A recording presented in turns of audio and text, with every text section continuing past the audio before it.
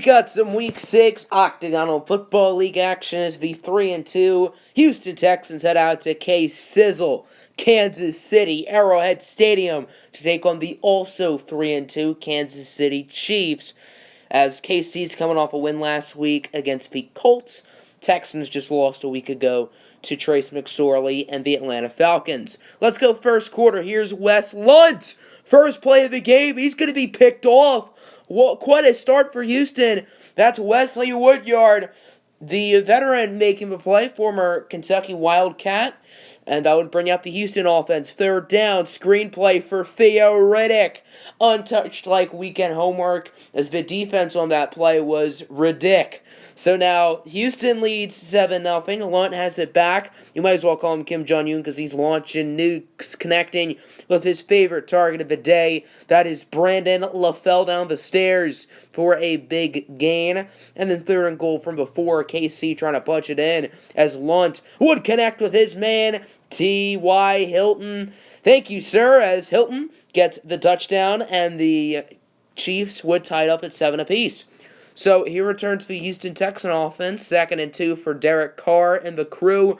And the Carr would be going backwards on that one as Riddick loses to Fletcher Cox, Dante Jackson there with the play.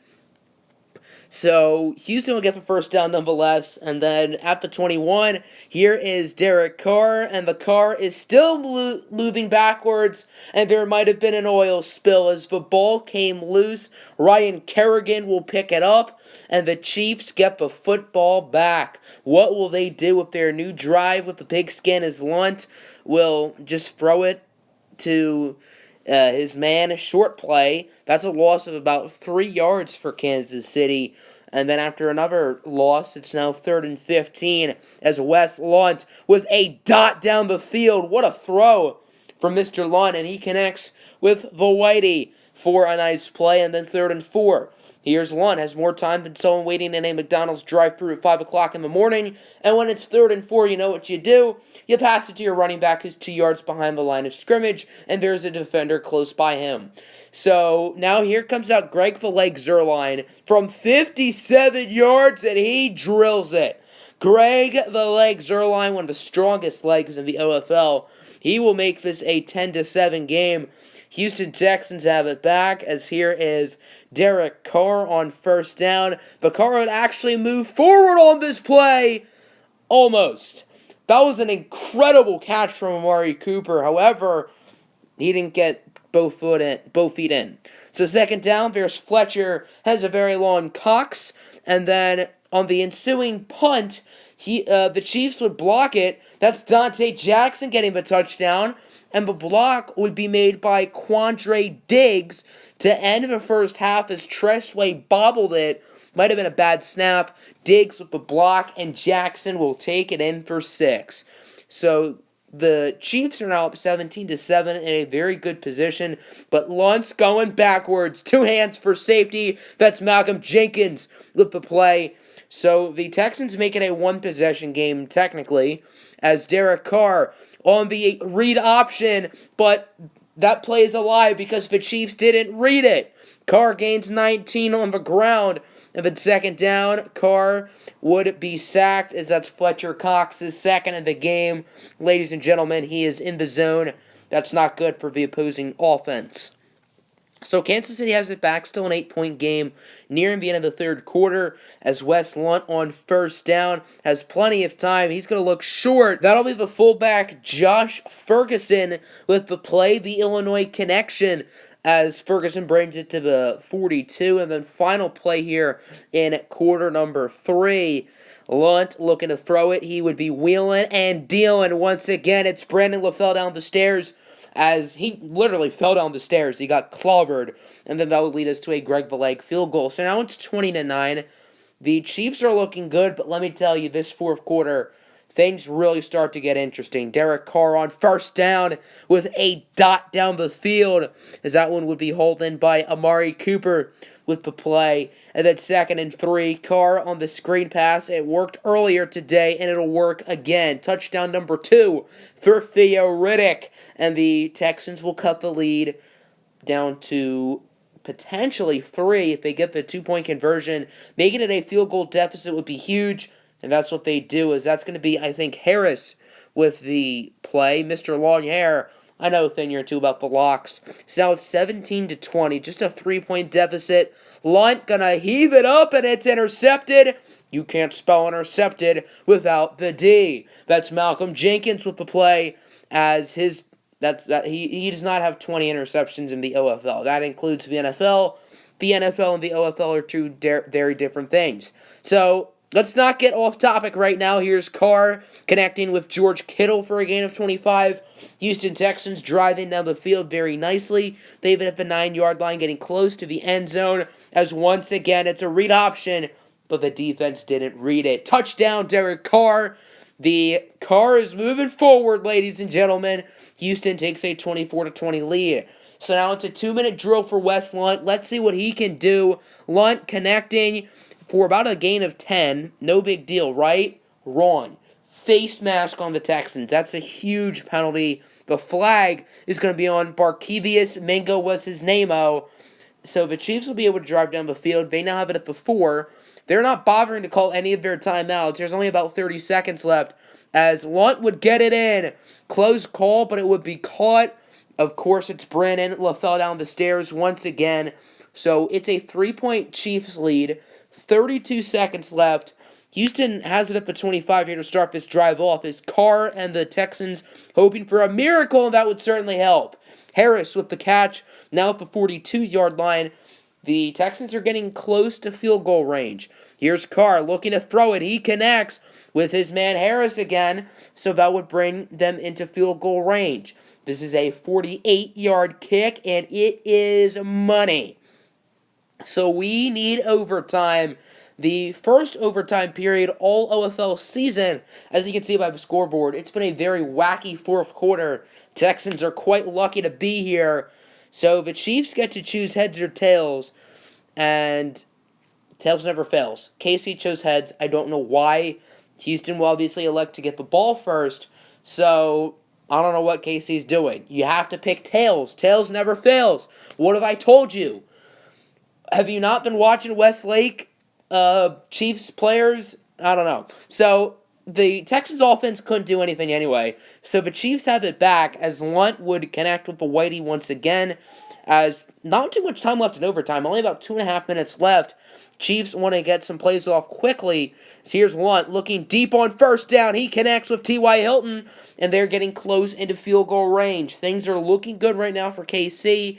Now if it's 23, they could probably just kick the field goal now, right? Wrong. They fumble the football, and Houston picks it up. That's Ugo Amadi, the former Oregon Duck. So somehow, someway, the Kansas City Chiefs choke, and then watch this. So there's about 10 seconds left on the clock. We're just watching this replay. Houston could call a timeout and kick the field goal, but that's not what they're going to do. Look at that. They could go for a 55-yard field goal, but they're just going to run a play. They don't go deep to the end zone or anything. What kind of play calling is that from head coach Jose Mills? That is clown-worthy play calling. That's something that Antonio Brown would do, and because of that, this game's going to finish out as a tie. 27-27. This might be the wackiest game I've ever seen. I thought I've seen no wackier finishes than that one, but remember back in the OG season of OFL, Cardinals versus Niners, you guys are going to have to go watch it because I don't know how to explain it. That ending was probably even weirder. So now on to the rest of the OFL. Patriots beat the Giants 24-17. The super team of New England improves to 5-1. Giants lose their second straight. So after beating the Redskins, they've sort of fallen off a little bit. New York now sits at a 3-3 record after the loss to the Patriots. Is obviously the Giants will always be supreme in the NFL, but this is the OFL. It looks like we got an offensive thriller here in the ONFC South. Panthers get the win over the Bucs, so Carolina and Tampa Bay will split the season series. Big game for McCaffrey.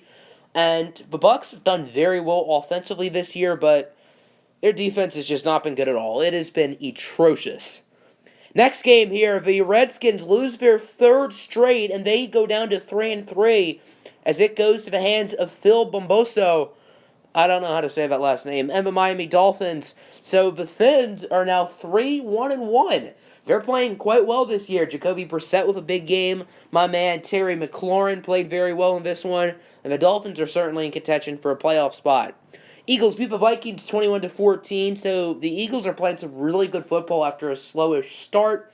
Meanwhile, for the Vikings, it's been an up and down season for them for sure. It seemed like they were tanking, but they've actually won a decent bit of games this year. So they're a team who you could watch out for the playoffs.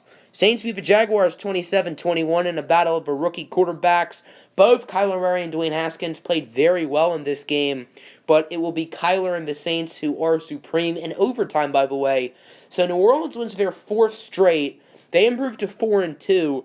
Jaguars go down to 3-3. They're another team who's had a roller coaster season. Sometimes look really good, other times don't. Seahawks playing the Cleveland Browns. Seattle has not gotten the start they've wanted. They needed an easy win, and there aren't many easier wins than the Cleveland Browns, as Cleveland now 0-6. They're just trying to tank. They don't even have their first round pick. It's rough in Cleveland, as some things do carry over from the NFL to the OFL. Ravens beat the Bengals 14-17. So the Bengals' undefeated season is no more. There are no more undefeated teams in the OFL. So everybody in the league has lost. Not everyone in the league has won, though. Looking at you, Cleveland. And watch out for Baltimore. This is a really scary team who definitely could contend for a playoff spot. My Niners get the win over the Rams, 30-10. Pretty dominant win. Kareem Hunt played very well. Lamar Jackson did his thing. And my Niners are now 3-2, so despite a slow start before the bye week, it looks like we've picked it up with the addition of guys like Joey Bosa and Earl Thomas, moving Khalil Mack to a 4-3 end, as he does get a sack in this game. He got 4.5 last week. Then the Falcons beat the Cardinals, AP versus Nick, and it'll be Atlanta who gets their second straight win.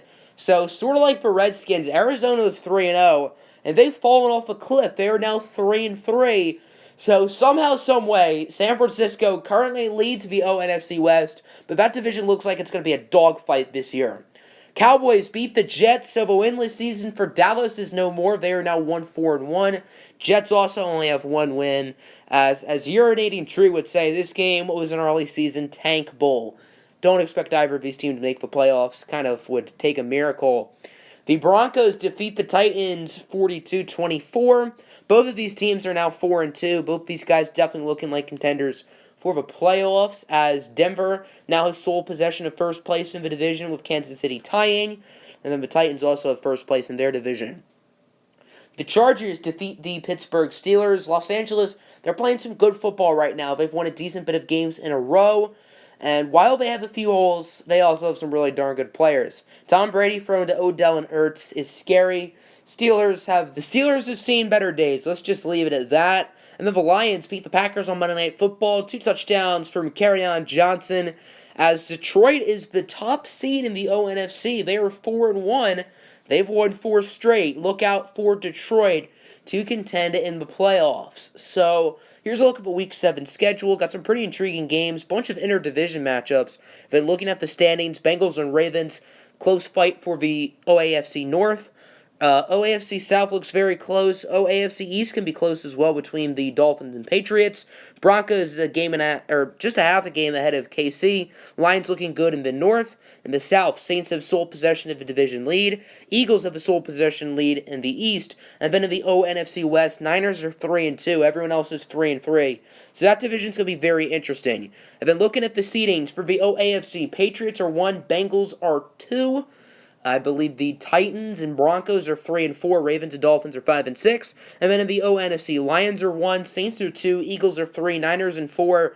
And then who the hell knows who are 5-6? There's about 27 teams who are 3-3 right now. So the ONFC wildcard race is also going to be a dogfight, let me tell you. And then the players of the week, we got Kyler Murray, Drew Brees, Vince Williams, and Joe Hayden. Hope you guys enjoyed, and have a good one. Peace out.